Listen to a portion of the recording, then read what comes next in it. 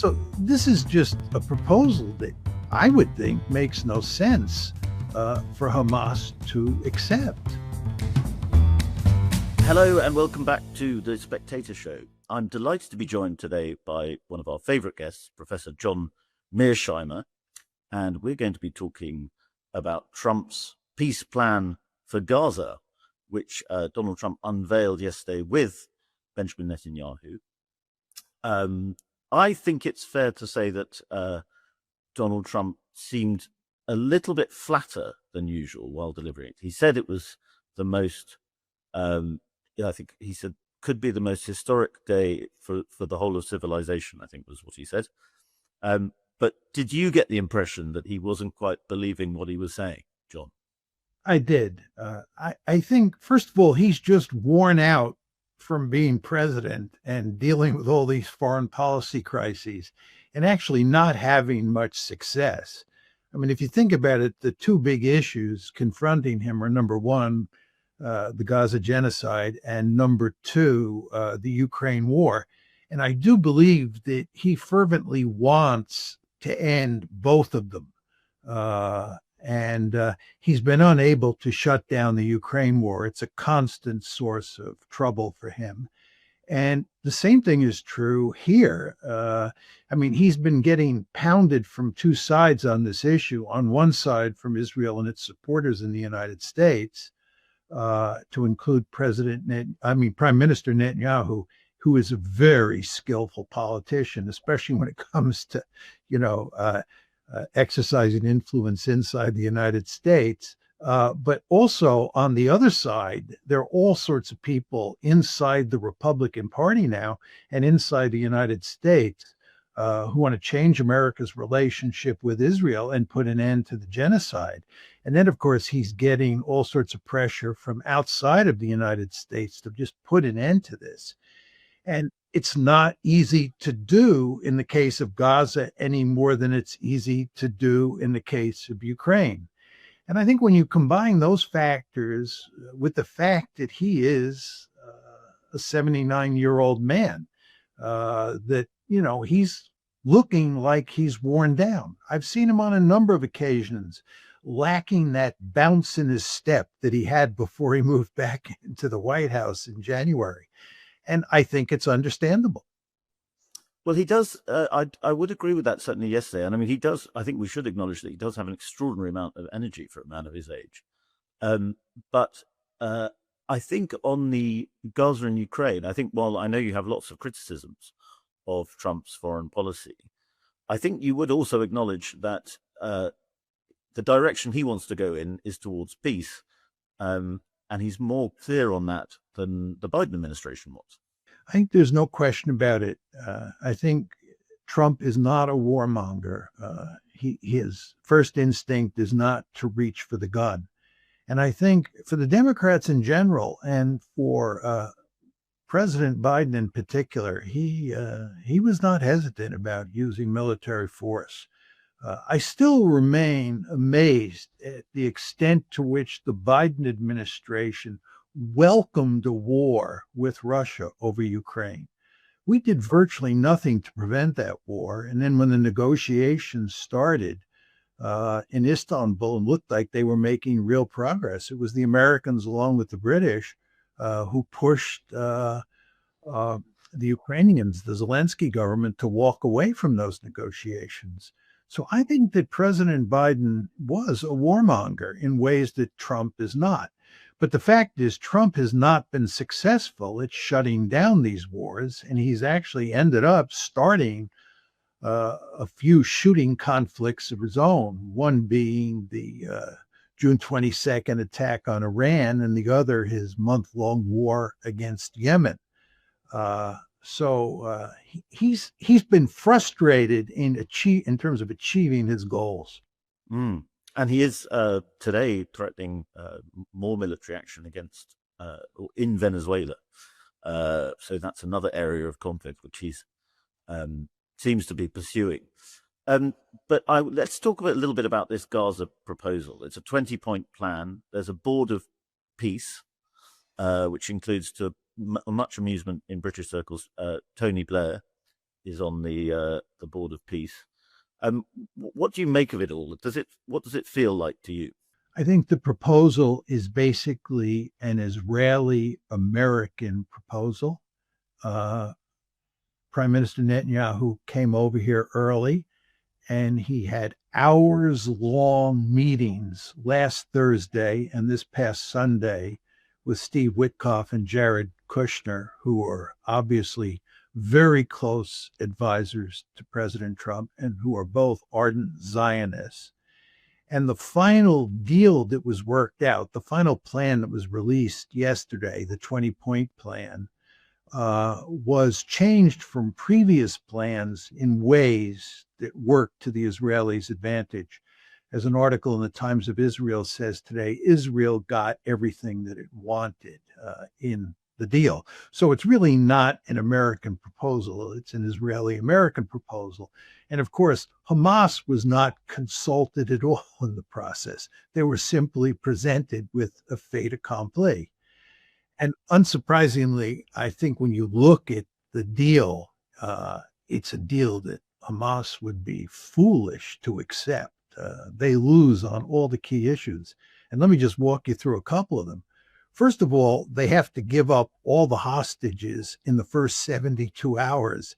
And everybody recognizes that the hostages are their leverage. So they give up their leverage. With regard to what happens to Hamas, the agreement is that Hamas will be completely disarmed to include all the tunnels being destroyed. That would mean that Hamas and the Gazans would be left defenseless. Third, the Israelis are not required to leave all of Gaza. And one of the principal demands of Hamas has been that the Israelis completely pull out of Gaza. They would pull out in a phased withdrawal. And even in the end, they would be left inside of Gaza along the perimeter of that piece of real estate. So this is an ideal situation for the Israelis, and it's disastrous for the Palestinians. But then we get to the most important problem. First of all, there's no sense of self-determination in the agreement. We basically have said how Gaza will be governed in the future. It won't be governed for a long time by the Palestinians. And then when the Palestinians do take over, we have decided who will take over, the Palestinian Authority, that is, who we will educate in the meantime to be responsible governors of Gaza. And then finally, and maybe most importantly, what's the end game here? Are the Palestinians going to get a state of their own? No. What is, as is mentioned in the final point, the 20th point of the document, what is the political horizon here that Palestinians can look toward? And the answer is they don't know what the political horizon is, what the final outcome is here. And the 20th point says that the United States is going to help set up a dialogue between all the parties so they can figure out what the end game is. So this is just a proposal that I would think makes no sense for Hamas to accept. Well, Netanyahu said we can do this the easy way or the hard way. And so from what you're saying, it sounds like you think that everybody knows that the easy way is a non sequitur. And so it is going to be the hard way. And what is the hard way? Well, the hard way is to continue the offensive that's now taking place in Gaza City and to drive all the Palestinians into the southernmost part of Gaza and then hopefully expel them into Egypt. I mean, I think this is what the Israelis want to do. They're very, very clear on it in the Hebrew press, and a number of times people say this publicly in English, but that is the ultimate goal. And in effect, this is, continuing the genocide. And the question you have to ask yourself is whether you think the Israelis can achieve this outcome or not. there's all this talk about defeating Hamas, and there's this idea that Hamas has been defeated. I actually don't believe that. I followed the conflict in Gaza very carefully, and there are very few reports, Freddie, of major engagements between Hamas fighters and Israeli fighters. It's not like they're having big battles where the Israelis or the IDF is destroying Hamas. In fact, Hamas is hiding in the tunnels and hiding in other places, as you would expect. They're not going to get out in the open. So I don't believe that they have killed that many fighters on the Hamas side. And furthermore, there's a huge number of young males who they can easily recruit as they grow older into Hamas. So I think Hamas is alive and capable of continuing the fight. And the Israelis, for their part, are suffering enormously from this war. It's doing amazing damage to their reputation, to their position, even in the United States. And if you look at what's happening inside Israel, it's quite clear that the IDF is in real trouble. It's no accident that the chief of staff of the IDF, a man who was handpicked by Netanyahu, was adamantly opposed, and I mean adamantly opposed, to the offensive in Gaza City, because he understands how much trouble the IDF is in. So I think if they do it the hard way, which is likely, I don't think they're going to succeed. I think the Israelis would be in a much better position if Hamas accepted this deal. But I think Hamas will figure that out itself and therefore won't accept the deal. You mentioned about how hard it is to get a sense of how many fighters they've killed, but you do also use this word genocide, which is controversial as a term. I think isn't one of the problems, though, that there's a very grave lack of transparency about what is actually going on the ground, and we can't really trust the sources that we have for reliable information on the ground. I mean, where do you turn to for your information on fatalities and so on? Well, Freddie, I think we have very good information on what exactly is happening inside of Gaza. Despite the Israelis' efforts to sort of keep the mainstream media out, I think there's sufficient information to know what's going on. The question is whether you consider it a genocide or not. And that's a term that some people do not like to use. But I would note to you that virtually every major human rights organization in the world, including Amnesty International, Human Rights Watch, and B'Tselem, which is an Israeli organization, human rights organization, a United Nations independent commission that was set up to study this issue, numerous people who are experts on genocide, and so forth and so on, have labeled this a genocide. What are we saying here? That these people are anti-Semites? That they're trying to smear Israel? That there's a giant conspiracy here among all these human rights groups and these international institutions? I don't think so. These are people who study these issues for a profession. This is their job. And they've looked very carefully at this case, and virtually all of them have decided that this is a genocide. I suppose my objection to the term genocide is it's a very politicized term, and it almost is used to actually lessen lesser evils. I'm talking in other cases, that unless something is registered as a genocide by international bodies, people don't seem to make much of a fuss about it. And I find the term has become too politicized. That's my objection to it. Would you agree with that somewhat? Yes, I would agree with that. I think the term is used much too loosely. It's when I was younger, and if you didn't agree with somebody, you called them a fascist. Many people thought because I was reasonably conservative in the context of the times that I was a fascist. Ludicrous. And, just killing large numbers of people in a war is not a genocide. I mean, what the United States did against Japan in World War II, and there I estimate that we killed, I would use the word murdered, 900,000 Japanese civilians. And we did it knowingly. Right? We were targeting Japanese civilians. 900,000 died. This includes people killed in Hiroshima and Nagasaki when we dropped the atomic bombs. But I would not call that a genocide, because we were not trying to eliminate a people. I mean, what the Germans did to the Jews in World War II is obviously a genocide. There's no question there. But the point I'm making is that that is different than what the United States did when it bombed Japan. And I think if you look carefully, as all these human rights organizations and these international institutions have done, at what the Israelis are doing in Gaza, it qualifies as a genocide. But I would say to people who don't like to use that term, if you don't want to call it a genocide, what do you want to call it? Mass murder? I think there's no question that what the Israelis are doing is clearly beyond the pale. It's clearly unacceptable. And as I said before, it has done enormous damage to Israel's reputation, and it will be a stain on Israel's reputation for as far as the eye can see. Well, Israel is very adamant that until the hostages are returned, it's not going to change its position. What do you think the chances of that are?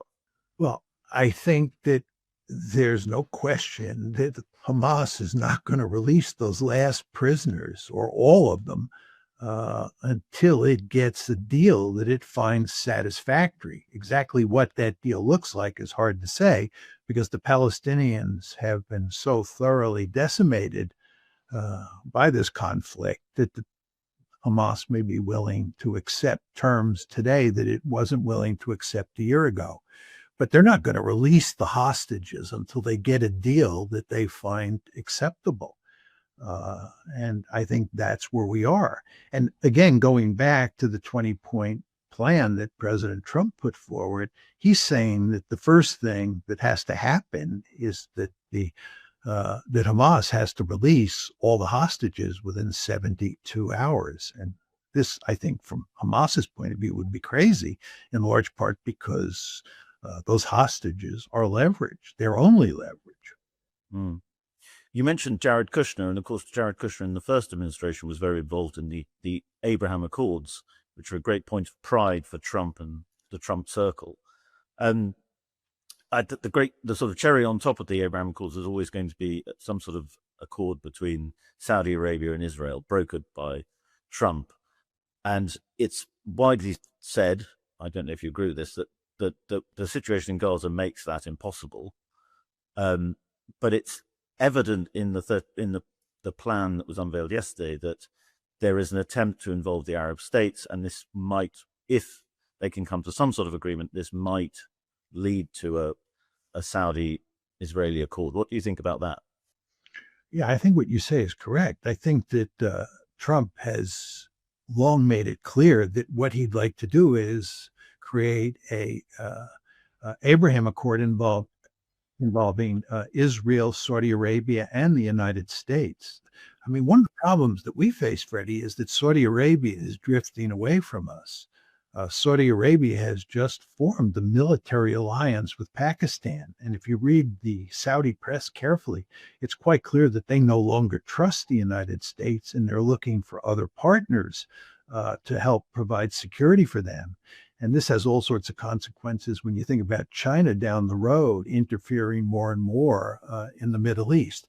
So what Trump would like to do is bring the Saudis, the Israelis, and the Americans all together and do this through an Abraham Accord. But of course, the Gaza genocide has made this impossible, as I think almost everybody understands. And Trump's feeling is that if he can settle the Gaza conflict and put an end to what's going on in Gaza and create a peaceful situation in Gaza, then he can get an Abraham Accord with Saudi Arabia.